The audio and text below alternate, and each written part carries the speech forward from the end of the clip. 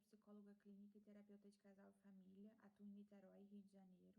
Também sou especialista em psicologia clínica com criança e psicologia da saúde, pela PUC Rio de Janeiro, e em terapia cognitivo-comportamental na prática clínica pelo CPCS de Niterói, Rio de Janeiro. O subeixo do meu trabalho é práticas da terapia de família em contexto clínico. O tema é estresse e diferenciação, e o título é Estresse nas relações familiares, a diferenciação em foco. Escreveram esse trabalho comigo também as psicólogas e terapeutas de casal família Ana Cristina Barros Frois e Patrícia Braga. Esse trabalho é fruto de um artigo escrito por nós três, que foi publicado na última revista da Brasileira de Terapia Familiar, em novembro de 2020. Então, assim, uma perspectiva sistêmica, estudos e pesquisas e a realidade da clínica e social apontam a importância das relações familiares, sociais e no trabalho para aumento do número de estresse negativo que leva ao adoecimento. Por outro lado, a gente também viu que procurar amigos e familiares apresentou-se como uma estratégia mais utilizada para lidar com agentes estressores na melhoria da qualidade de vida do indivíduo. A partir das experiências clínicas dos nossos consultórios particulares e na clínica escola do Centro de Aperfeiçoamento e Atendimento em Psicologia, o CAPS, em Niterói, onde todas nós somos formadas e algumas somos professoras de lá, famílias e casais, a gente constatou que os sintomas por nós observados nos sistemas familiares estão relacionados ao estresse e ansiedade, tão presentes nas relações cotidianas e decorrentes da hierarquia não definida de comunicação rigidamente simétrica ou complementar, e principalmente da baixa diferenciação entre os membros, o que é o nosso foco de reflexão aqui no trabalho. Tendo como ponto de partida a definição do termo estresse, que dá o título, um dos títulos do nosso trabalho, quem cunhou o termo estresse foi um médico chamado Selle, e ele definiu o estresse como uma tensão da vida que pode mudar a qualidade de vida dos indivíduos nas suas relações, levando-os ao entusiasmo e à realização.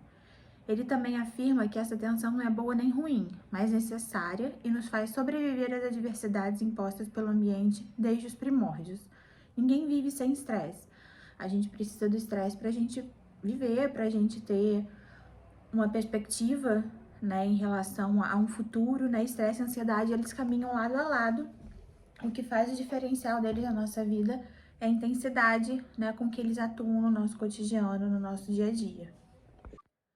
Selle também definiu o termo eu-estresse para ser usado como estresse positivo, que é aquele que impulsiona a gente a agir em alguma direção, e ele é necessário para dar atenção, motivação e interesse, reagindo adequadamente às ameaças e a gente se adaptando às novas situações que aparecem no nosso cotidiano. E já o de estresse é considerado estresse negativo, é a tensão com alta intensidade contínua que interfere no funcionamento psíquico do indivíduo e no desempenho das suas relações. Então, são aquelas brigas cotidianas, nos contextos familiares que não se resolvem, a questão do limite, da falta de limite, na verdade, do respeito, do diálogo entre os membros da família, que são situações que muitas vezes são rotineiras, intensas, e que levam aquele sistema familiar a um desgaste muito grande, a um estresse, que seria o de estresse, que seria esse estresse negativo. Hoje em dia, o termo estresse vem sendo muito relacionado equivocadamente à doença, Então, a pesquisadora Marilda Lippe tem uma definição de estresse também, ela é uma grande estudiosa e referência no estudo do estresse, não só no Brasil, como fora do Brasil também.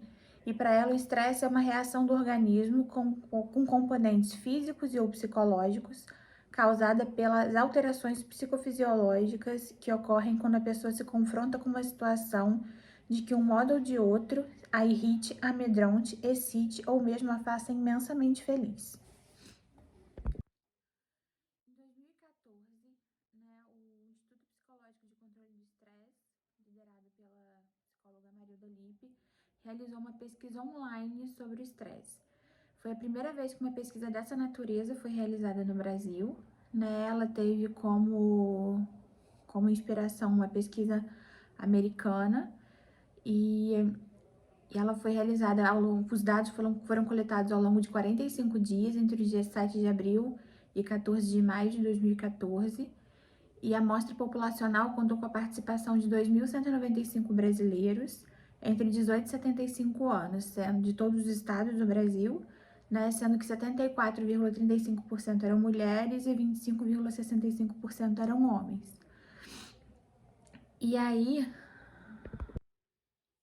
essa pesquisa levantou, né, as fontes de estresse dos brasileiros e as relações interpessoais na família e no trabalho surgiram como maior fonte estressora, né, com 18,56%, seguida de dificuldades financeiras e logo abaixo sobrecarga de trabalho. Então, diante desse resultado, a gente verificou que as relações familiares contribuem de modo mais significativo para o estresse dos brasileiros, seguida pelos relacionamentos amorosos.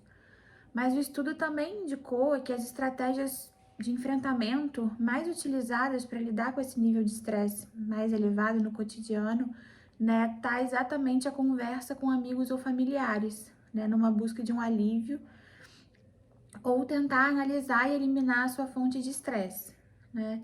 Então, assim, muitos brasileiros também utilizam o exercício físico como uma estratégia para minimizar esse estresse, ou algum tipo de reza, oração, nessa parte mais da espiritualidade.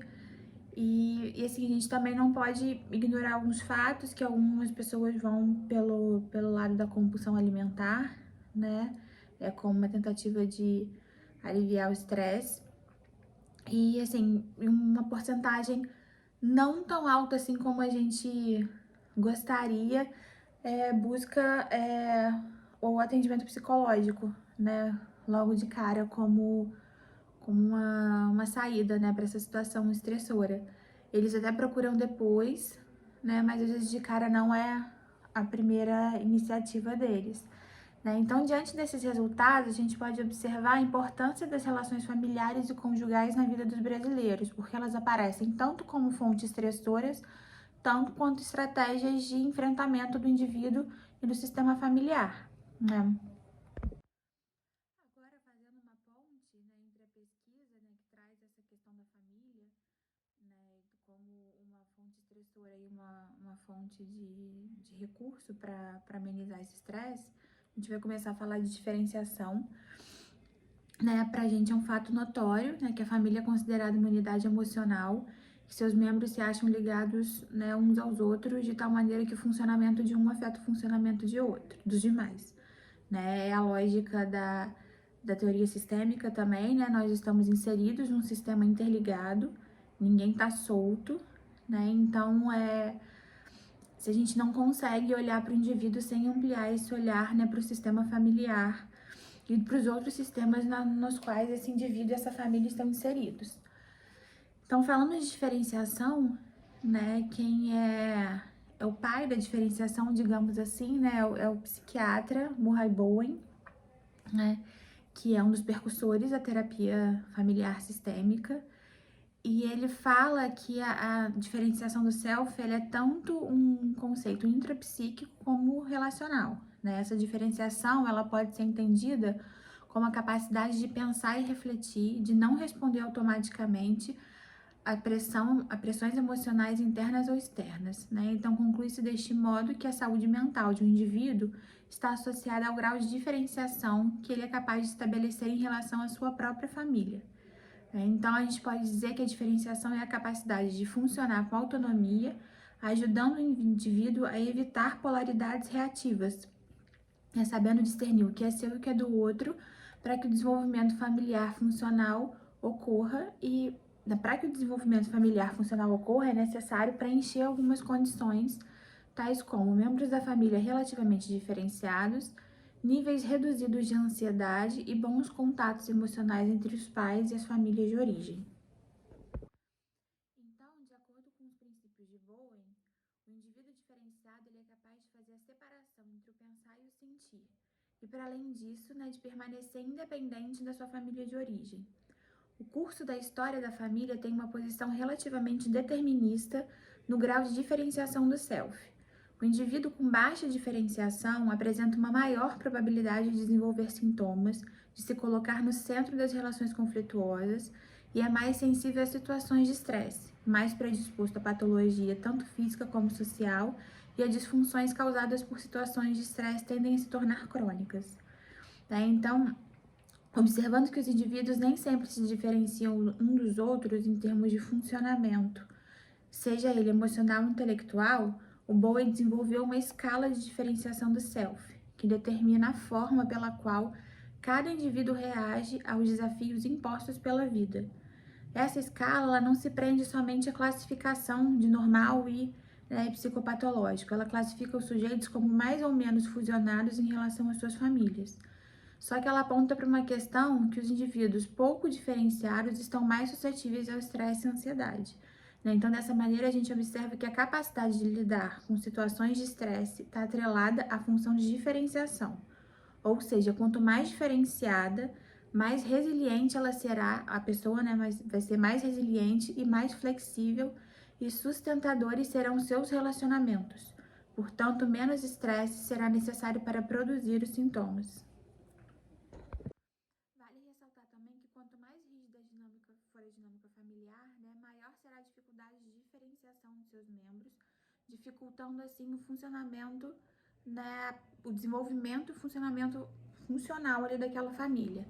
O grau de diferenciação do indivíduo está determinado pelo grau de diferenciação dos seus pais. Os indivíduos pouco diferenciados de uma mesma família tendem a fusionar emocionalmente com outros membros, formando assim uma massa egóica familiar indiferenciada. O processo de transmissão multigeracional inclui as relações com os pais e o processo de diferenciação emocional resolvido ou não da família por meio das gerações, tanto do marido quanto da mulher. Assim, o estresse e a ansiedade de uma família perpetuam-se por gerações. Então, indivíduos mais diferenciados e famílias maduras tendem a recuperar de forma mais rápida seu equilíbrio emocional após a exposição a uma situação de estresse e a manter os limites do eu sem o envolvimento em fusões emocionais com outros membros da família. Então, uma família ou um indivíduo maduro é uma unidade emocional completa. Então, para Bowen, a ansiedade é a maior entre as variáveis que afetam a operação do sistema emocional humano. Ele dividiu a ansiedade em aguda e crônica. A primeira, que seria a ansiedade aguda, ela é determinada por uma circunstância de ameaça real, na qual o organismo reage e se recupera em geral com rapidez, sem causar danos significativos ao indivíduo e aquele sistema familiar. Já a ansiedade crônica, ela sofre uma influência da forma como o mundo é percebido e interpretado pelo indivíduo. Então, ela se refere a um estado de existência que é independente de qualquer estímulo ou situação específica. Então, assim, em uma dada família, cada geração recebe um determinado legado, de nível de ansiedade crônica que é deixado pela geração anterior e ela vai carregando aquilo ao longo do tempo e processando aquilo, de cada um de uma forma, e aquilo ali vai acabar se arrastando ali ao longo das gerações, se perpetuando ao longo das gerações. Então, na prática clínica, a gente observa o processo de desenvolvimento da família e não apenas o conteúdo das interações, bem como tenta delimitar ali a responsabilidade que cada membro tem nesse processo. Ao contrário de somente culpar, ficar naquele sistema de culpabilização de um ao outro. Então, a gente busca ampliar a capacidade parental para gerir a sua própria ansiedade e, dessa forma, aumentar a capacidade para lidar com os comportamentos disfuncionais dos filhos. Então, para tal, a gente precisa reduzir o nível de estresse e de ansiedade advindo das suas famílias de origem. Então, a gente não trata só daquela família que a gente está recebendo, a gente trata também da geração anterior através dele de uma forma sistêmica. Então, a gente traz, para ilustrar um pouco essa teoria, algumas vinhetas clínicas. Então, a gente tem um caso de uma criança de 7 anos que é levada à terapia porque não consegue dormir sozinho. E, enfim, isso acaba afetando a dinâmica familiar, interferindo na intimidade do casal porque ele só consegue dormir na cama dos pais. E quando a família é questionada se mais alguém tinha algum sintoma parecido, a mãe fala que ela nunca conseguiu dormir sozinha, que ela sempre dormiu na cama dos pais, depois ela se mudou de cidade para fazer faculdade, passou a dormir na cama com as amigas e foi fazendo assim até ela se casar. Então, a gente observa aí uma questão de que não foi abordada, não foi trabalhada, na família de origem dessa criança, na família extensa, na verdade, que seria a mãe no seu relacionamento com seus próprios pais.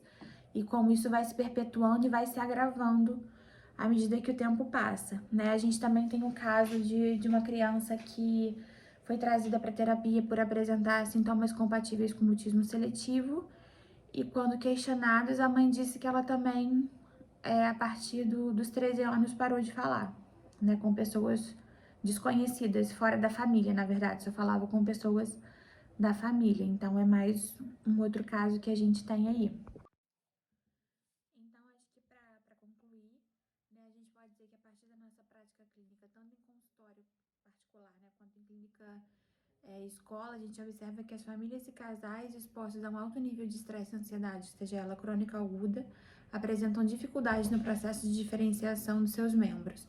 E com isso, uma diminuição da capacidade de autonomia e da maturidade do indivíduo, além de uma redução da qualidade de suas relações familiares. Bowen coloca pra gente que quanto menos diferenciado nós somos dos nossos pais, menos flexíveis e menos adaptativos e mais dependentes emocionalmente seremos, tendendo a nos fusionarmos ou nos distanciarmos emocionalmente e fisicamente. Então, Bowen afirma que a família ela continua conosco onde quer que estejamos. Né? Como veremos, a não resolvida reatividade emocional aos nossos pais é um assunto aberto mais importante da nossa vida. E os resultados da pesquisa do estresse no Brasil apontam para a importância das relações familiares na qualidade de vida dos indivíduos, pois estes aparecem como maior fonte de estresse dos brasileiros, assim como a estratégia mais utilizada para aliviar o estresse. E é no seio da família que a gente se nutre e se potencializa, né, que tem recursos rumo à independência e diferenciação. Então, assim, o caminho para a diferenciação ele deve ser feito de dentro para fora, permitindo que o processo individual seja o meio de transformação do sistema familiar. Quando entra nesse processo de diferenciação, um membro abre caminho para que o outro também se diferencie e, consequentemente, possam ter uma melhor qualidade de vida com níveis estressores reduzidos ou controlados. Obrigada!